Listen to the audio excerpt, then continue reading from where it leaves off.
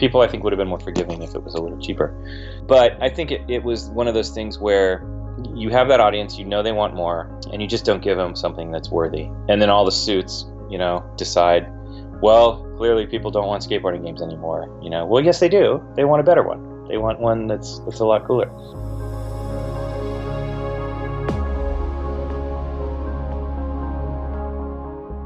In a matter of 2 years, the Tony Hawk's Pro Skater series became one of gaming's biggest franchises. Its mix of arcadey, free-flowing gameplay with an incredibly individual style quickly enshrined its place as the industry's flagship sporting series.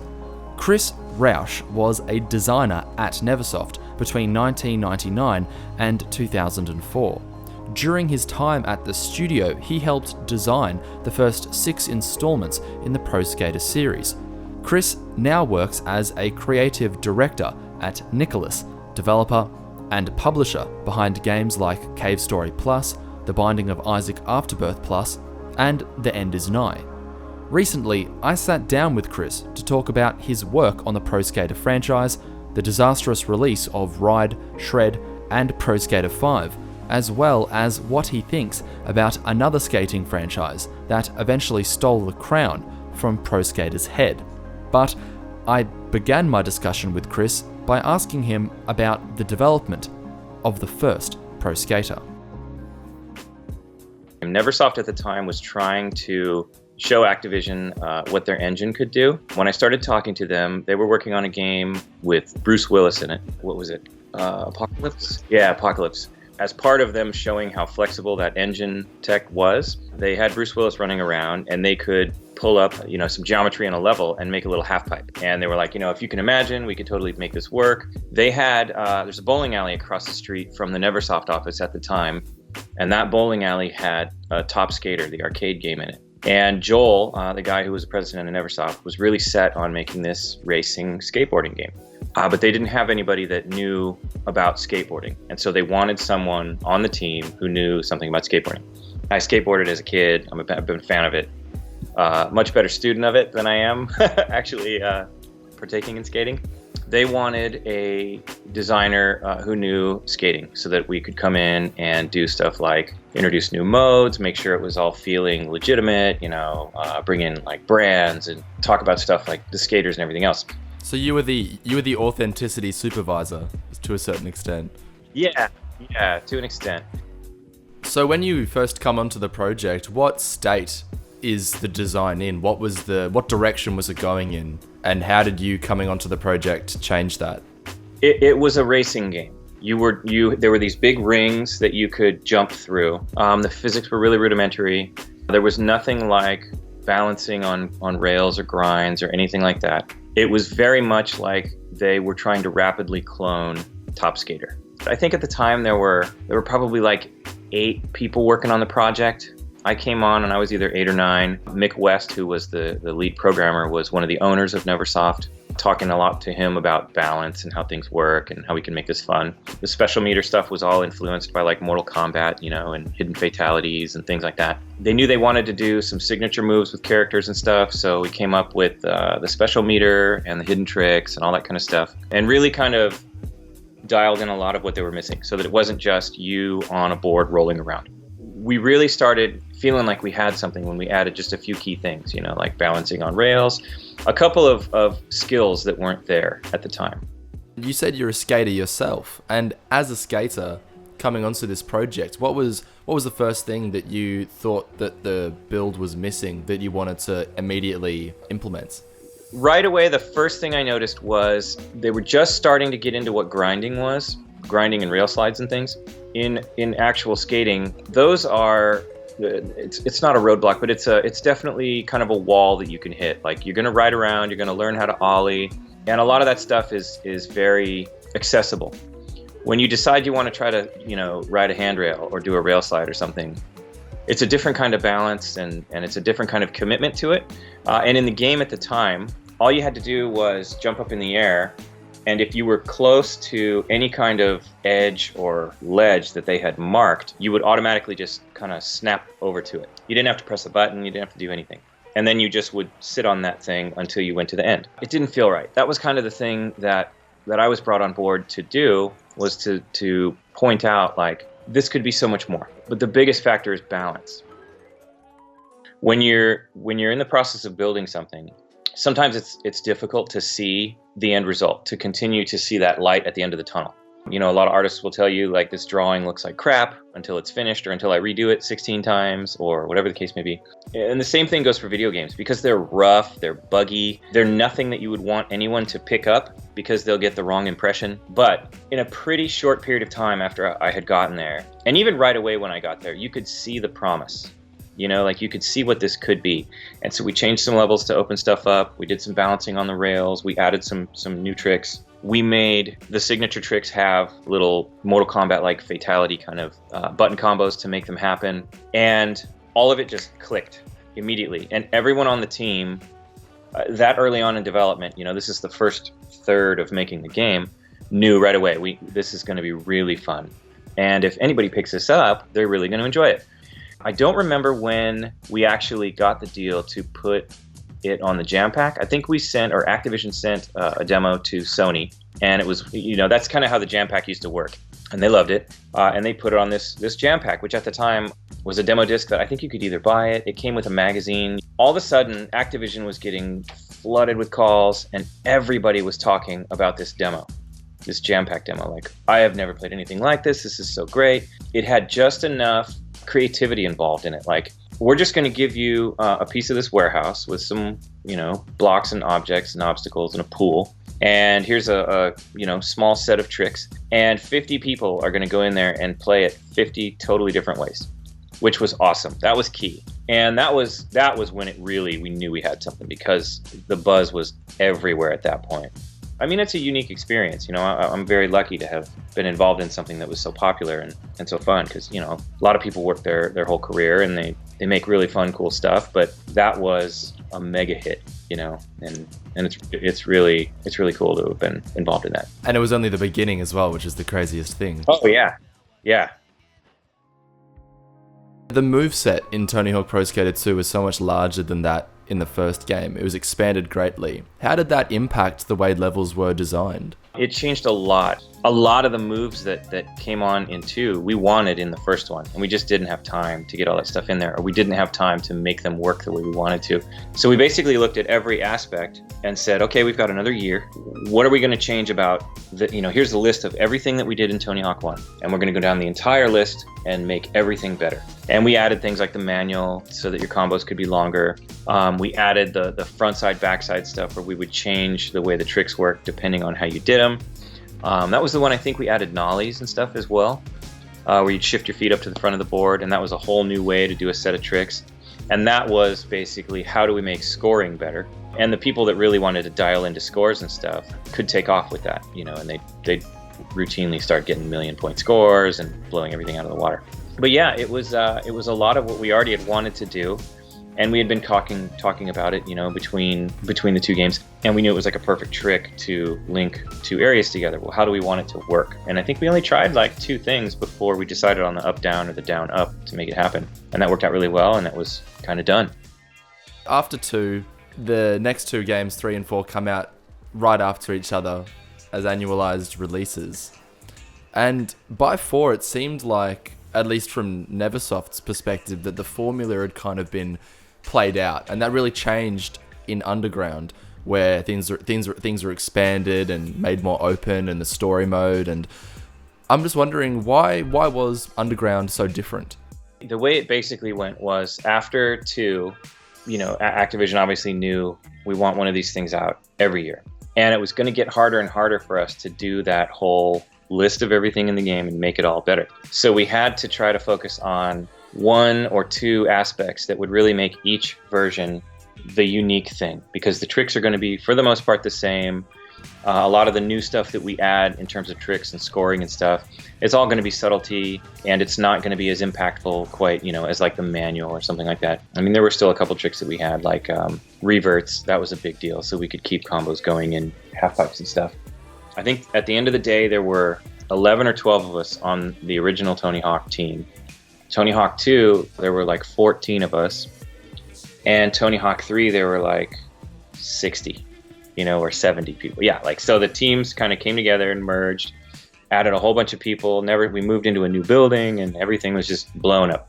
Well, Activision came along after 4 and flat out said, hey, this game's way too hard and we need to get back to something else for the 5th one, which was going to be Underground. And now that we had the engine going on PlayStation 2 for a couple versions of the game now, we decided that it was going to be a story mode. That was going to be the big thing for Thug. That first level had a race car in it that you could ride around in and stuff. And it was really, really difficult and compact, and it was clearly not made for a car to be driving around in. Well, of course, that was one of the things that Activision latched onto. They're like, oh, wow, yeah, we love that you can jump in and out of vehicles. Like, the game just feels like it's getting so much bigger. So for Thug 2, one of the first directives that they came in, I remember a meeting where Joel had sat down and Activision had told him, like, you need to have everybody build their levels with a specific vehicle in mind. What are you going to have? What's your vehicle? What's your level going to be? Where is it? And what's your vehicle? It started kind of growing out of control, I think, at that point. I built the Australia level for Thug 2, which is primarily like Bondi Beach. And then I think they had me put in like an Aborigine guy on a go-kart or a Segway. I forget what he was riding. It was ridiculous. It was totally ridiculous. Boston was the one with the Segway, and it was like rocket-powered Segway that Jesse James, this guy who had a reality TV show, he would ride, and it was just absurd. Like, this stuff has nothing to do with skateboarding. Like, so during Thug 2, one of my partners, Steve Gannum, he and I had been talking and decided we were gonna go start our own company and everything else. And that's when we had left during 2. We were key components to the team, so they were our first contract, and we kept working on it remotely. But after that point, we kind of had stepped out of any real ability to direct, where this project was going or what we were doing, and we just kind of worked on the stuff that they wanted us to do. So it had kind of become its own monster at that point. Yeah, for sure. So, there's the saying, it jumped the shark. And for me, I felt that way starting with the first Underground. There was a lot of stuff in there that was really cool. I did like having a story. I really liked all that stuff where you could kind of work your way through it, in a way that made sense and it was fun.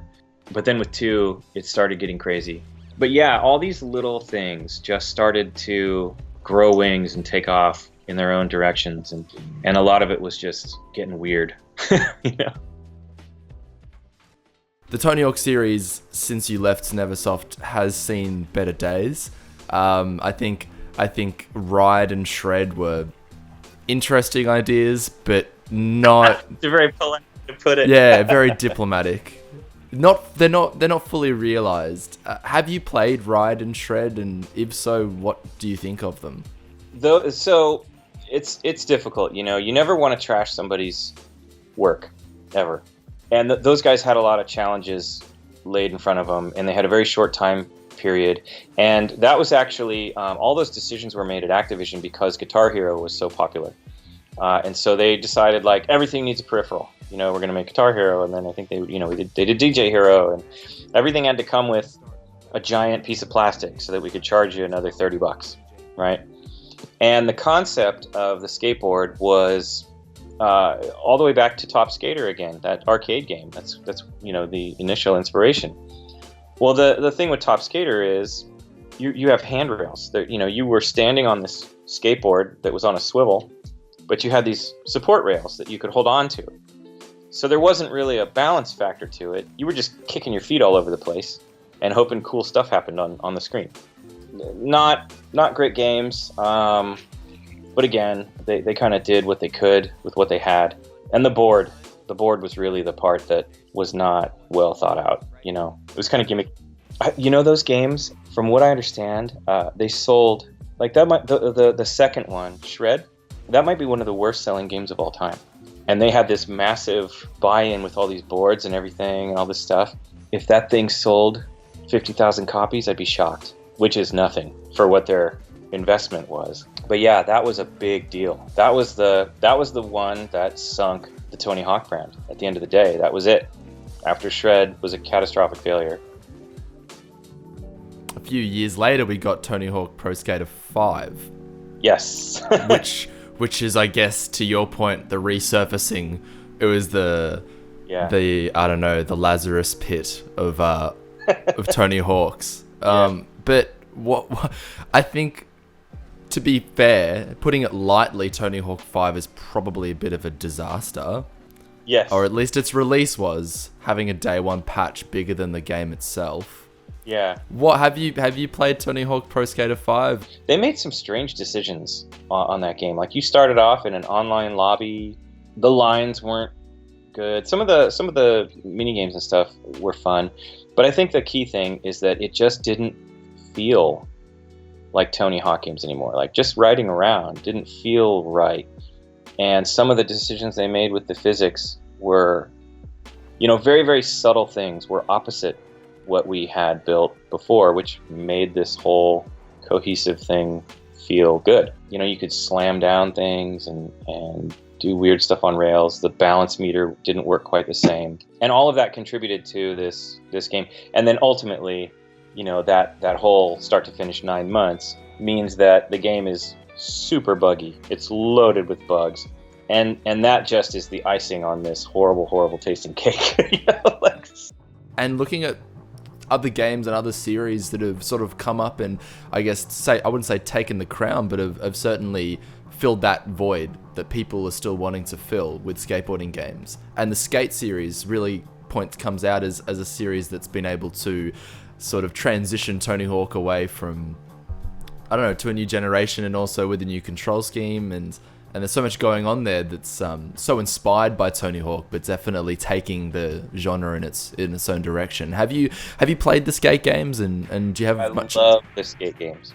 I'm a huge fan of the Skate games. Skate was the first of these competitive titles, and it kind of came at a great time when Hawk had already started kind of trailing down the games. And they really brought something new to the table. The controls were difficult, but the 2-stick thing was really cool.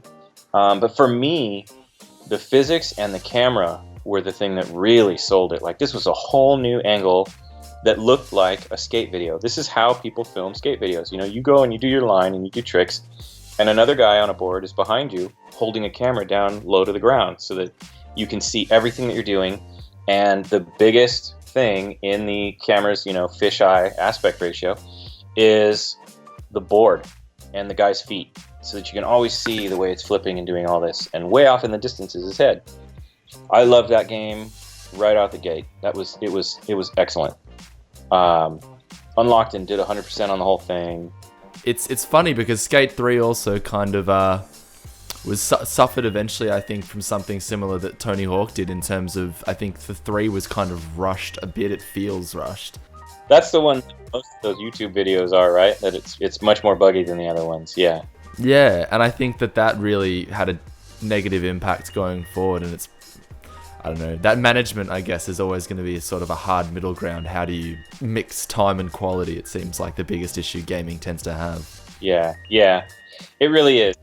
And even in Skate, from 1 to 2, 1 had so much stuff in it that even when you jump to 2, that in those meetings they were like, what can we possibly add to this to make it any better? And early on, when everybody's just hungry for more, you don't have to go crazy. You just have to give them more stuff, more of the same. That's the last one, I think, that's really made any kind of impact. Having worked on the first 6 entries in the Tony Hawk's Pro Skater series, Chris was still noticeably passionate about skating games as a whole. As the interview came to a close, I asked him what the future of the Pro Skater franchise might be, if there even is one. I think that Tony Hawk 5 game really kind of sealed the deal for a while, which is a bummer because there's an audience out there. That game actually sold enough. It certainly sold better than Shred. But when I first heard about that game and I saw what it was, and I got a chance to check it out, at the time it was supposed to be a $20 download. And somewhere along the line later, they decided we're going to put it in a box and charge $50. And that was another thing that really hurt you know, the outlook for it and the reputation of it. Like, well, I paid $50 and this is what I got, you know. People, I think, would have been more forgiving if it was a little cheaper. But I think it was one of those things where you have that audience, you know they want more, and you just don't give them something that's worthy. And then all the suits, you know, decide, well, clearly people don't want skateboarding games anymore. You know, well, yes, they do. They want a better one. They want one that's a lot cooler.